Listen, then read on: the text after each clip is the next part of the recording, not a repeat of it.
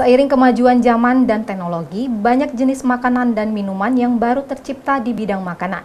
Meskipun begitu, nyatanya jajanan tradisional masih diminati oleh masyarakat Lubuk Linggau khususnya. Terbukti seorang pedagang jajanan tradisional hampir setiap harinya dagangan ludes diburu pembeli.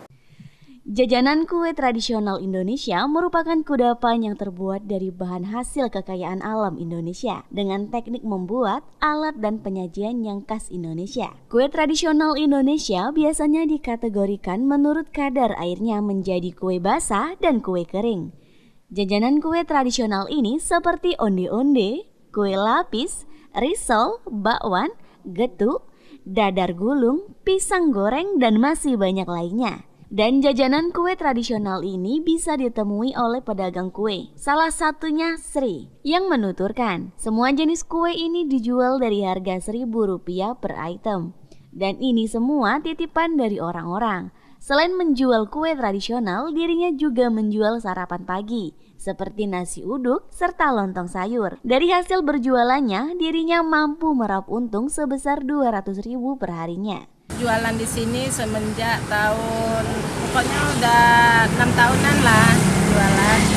Banyak yang dijual kue-kue, pempek, lontong, nasi gemuk.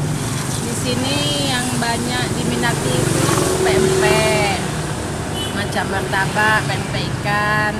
Sudah tuh kue-kue juga banyak titipan di sini. Soalnya harganya tuh cuma dari 1.000, dari 1.000 sampai ada yang 5.000 yang pakai cup. Kalau nasi 5.000, ambil aja. Lontong 5.000. Dah. Ibu jualan tuh udah hampir 6 tahun lebih lah duduk di sini. Itulah jualan ibu. Ya harapan ke depannya jualan ini makin ramai lah. Makin banyak pelanggannya.